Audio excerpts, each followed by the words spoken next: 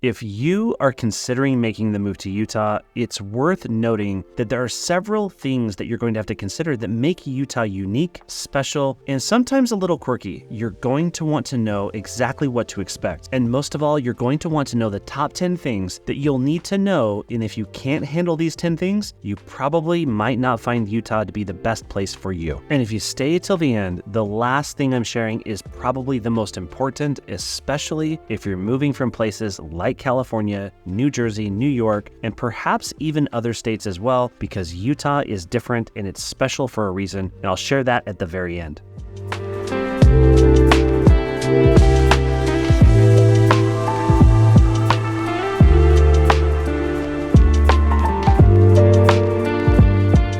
So what are the top 10 things that you actually have to handle if you're looking to make the move to Utah? Well, let's get started. Number one, let's hit this one first. Let's talk about the weather. Yes, people move here because we have the 4 seasons. They move here because it's a winter wonderland in the winter, the skiing, the snowboarding, the outdoor opportunities both in summer as well as winter are what makes Utah special. But are you truly prepared for the weather here in Utah? If you're coming from somewhere like Las Vegas or Phoenix or anywhere in Arizona, or are you coming from Southern California, you might find that the winters are harder for you. It depends on where you're coming from. From my perspective as a Utah native, I love the weather here. I love the seasonality behind it. I love the calm, cool, crisp autumn air. I love everything that Utah provides. And sometimes, even though the weather is a little bipolar, especially in the spring and the fall time, I think it's what makes Utah special. So the weather is something you truly have to be prepared for, and knowing what to expect is paramount because Utah does have a dry, arid climate, and because of that, there's a lack of humidity in the air, which makes the summers not as hot, and it makes the cold not as cold in the wintertime. So I don't think it's as bad as some people think, because if you're looking at 30-degree temperature up in Michigan versus 30 degrees here in Utah, they feel completely different. It's so much easier here to handle, even though the temperatures are the same. And on the flip side, in the summertime, if it's 100 degrees in Salt Lake City versus 100 degrees in Houston, Texas, the difference between that is absolutely extreme, and it's that lack of humidity in the air that makes it more bearable and makes the extreme temperatures that you might see on paper very much more livable. And I personally don't think it's that bad. I love the weather here, and I love the variety that we get year-round. Personally, I think it does take a little planning and preparation, and for those coming from really warm climates year-round, you might struggle with the winters here, but for the most part, the winters here do not compare to winters in the upper Midwest or the Northeast. It's so much better here. But with that said, you do need to be prepared for those hot summers as well as the cold winters, and you're going to have to be prepared for snow as well. And on that topic, the next thing you need to know that you have to be able to handle and manage is actually 2 things. It's the altitude and it's the dry air. People oftentimes come here and they completely underestimate how incredibly dry the air is here, especially in the wintertime. If you're not used to it, you're going to notice that your hands are drying out. They're cracking and bleeding. You might notice that your lips need more chapstick. Your hair care routine must change. Your skincare routine must change. Everything is dry here, especially in the wintertime, and it's worth understanding. And that altitude sickness that some people feel, it tends to go away just after a few short weeks once your body acclimates. So moving here is not that big of a deal, but if you're just flying in to take advantage of some outdoor activities, you might be impacted by that more. Whereas for someone who's moving here, your body will adjust within just a few weeks. Now, on the flip side of these 2 things, I think the really cool thing that you must know and must be able to handle is the incredible culture around outdoor activity. It's no secret that Utah offers world-class outdoor opportunities, second to none. The variety and the versatility that this state provides in terms of all of the outdoor opportunities, its beautiful scenic landscape, and the diversity amongst its landscapes is just absolutely breathtaking. And for that reason, people need to understand, if they're making the move here, that that's part of the culture here. And so a lot of people take that lifestyle seriously. That work-life balance between taking advantage of the outdoors and nature really do play into our culture here. And I think it's important to know, because for some people that are outsiders, they likely won't understand it completely. But from my perspective, as someone who helps people make the move here each and every single day, the vast majority of people that are making the move here are moving here for just a couple of reasons. It's their job and it's the outdoors. They want to be in a place where they can take advantage of the outdoors like we get to here in the state of Utah. And so I don't see this being a problem for almost everybody, but just know that if you're coming here, be prepared to get out and explore the outdoors just a little bit, because it is absolutely worth it.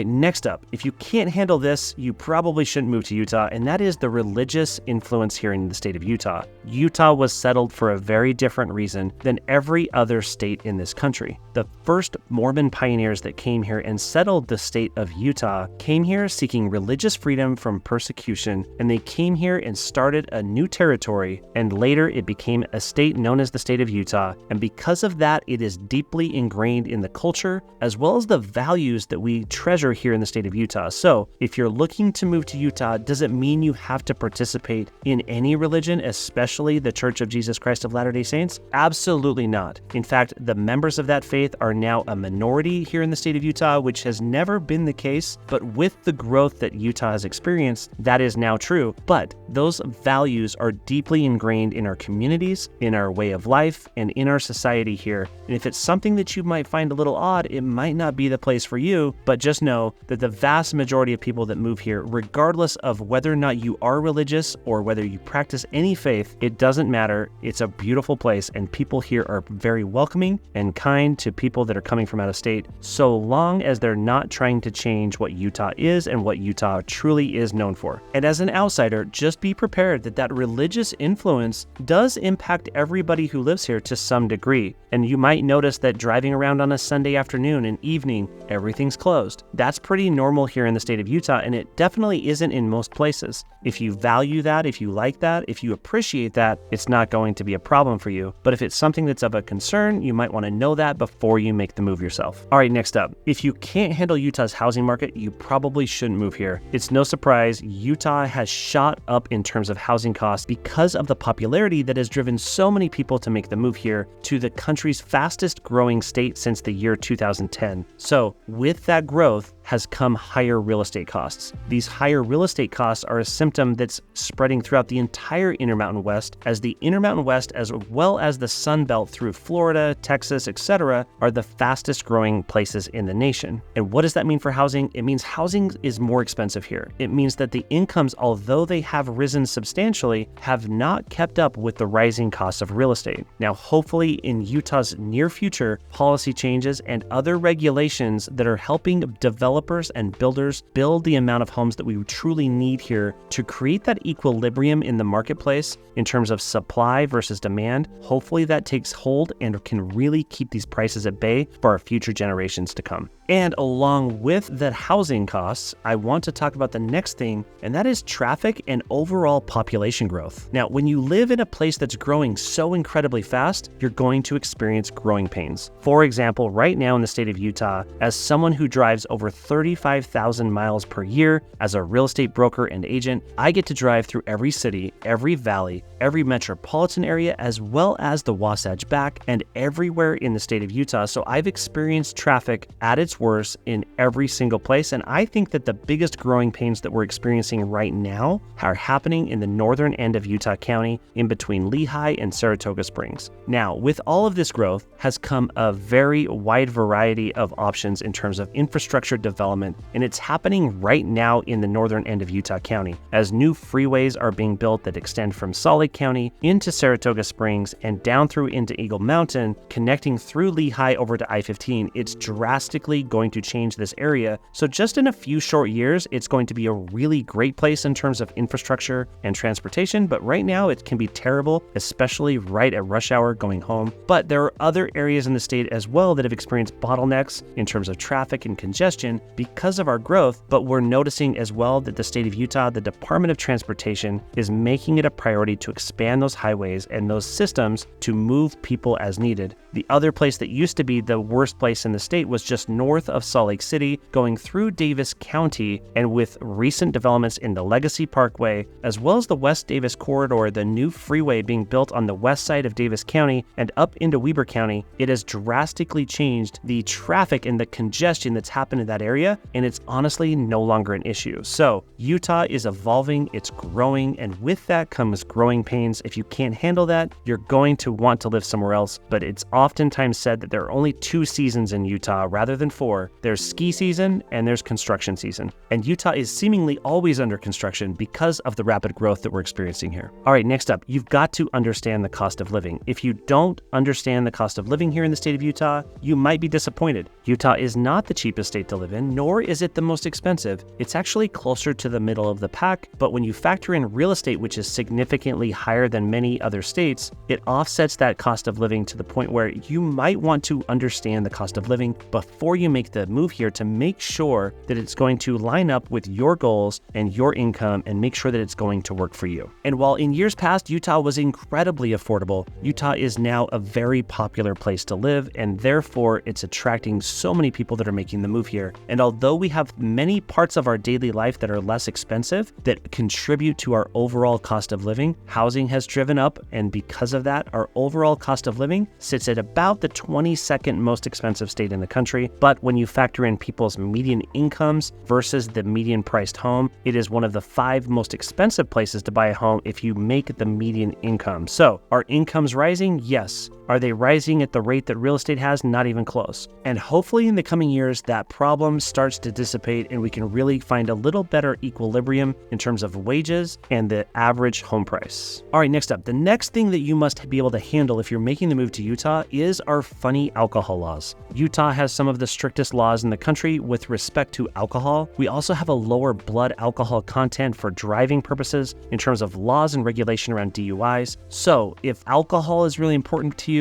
if you're looking for an easy way to go out to the bar and experience what you're used to in a different state, you're likely going to be shocked that we have different laws here. You cannot just go to the liquor store and purchase whatever you want. You have to buy most alcohol other than beer through the state-run liquor stores, and those are only open during certain hours. So you got to plan ahead a little bit. And so understanding our funny alcohol laws is part of the way of life here. But with those alcohol laws softening in recent years, it can still be surprising to newcomers. So just know that and be able to handle that if you're making the move here yourself. All right, next up, you've got to be able to handle the air quality issues that we experience here in the state of Utah. And if you cannot, it might not be the place for you. If you live anywhere along the Wasatch Front or up in Cache Valley in Logan, you're going to experience terrible air quality in the wintertime. Sometimes it might only be for a few days during the entire year. In other years, it might be multiple weeks. It could be 2, 3, or even 4 weeks worth during the wintertime where we experience really bad air. Now, the reason for this is based on geography. Our mountains really trap in the air as it moves from west to east, and with that, it traps the pollutants in the valleys when that inversion happens. When that inversion happens, what happens is the cold air gets trapped below the warmer air, and therefore all the pollutants get stuck down here in the valleys. And in these valleys is where 2.5 million people live, and because of that, we suffer during the wintertime. We can also see bad air quality in the summertime if there are wildfires burning in California or in the Northwest or even up in Canada, and that wildfire smoke blows into our valleys here as well. We can experience it in the summertime as well. So if you can't handle the air quality here, you got to consider somewhere else. For me personally and my family, I find that the best solution is every January or February, just have a few options to escape. Whether that be go up to Park City for a few days, or get up and go skiing, or experience the outdoors during those days, it's a great reprieve from the bad air that you might be experiencing down in the valley. Or if you plan a vacation, for example, down to Arizona or down to Las Vegas or into Southern California, just to get away for a week, you might find that you're escaping Utah during that 1 week where it's the bad air for the winter. So depending on what your solution is, I think there are a lot of things and workarounds to get around the bad air, but it doesn't mean that you're always going to be able to escape it.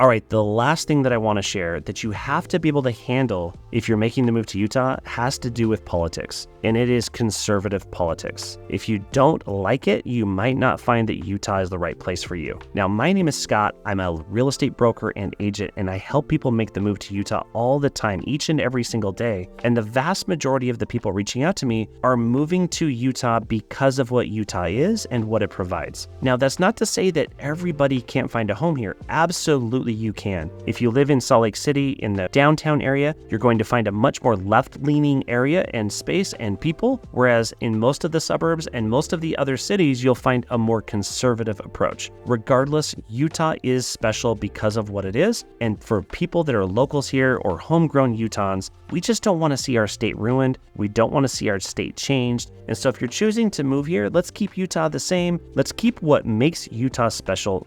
So with that said, politics are something you're going to have to understand if you're looking to make the move to Utah. And from my experience, I think that everybody can find a home here. I have really close friends that are both on the left side of the aisle as well as the right. And I think it's a magical place where people can find a home here regardless of which side of that aisle they're on. But as a whole, I can say this from my personal experience as well as those of family and friends, people want to see Utah stay where it's at in terms of its policies and how well this state is run, because it is one of the best run states in the entire country, and we honestly just want to keep it that way. And if you're considering making the move to Utah, my team and I would love to be your real estate resource of choice. To get started, you can find my contact information down in the description below. You can text me, call me, email me, or you can book a video call in that link from the pinned comment on this and every video. And if you want to learn more about life in Utah, check out this playlist next. And until next time, thanks.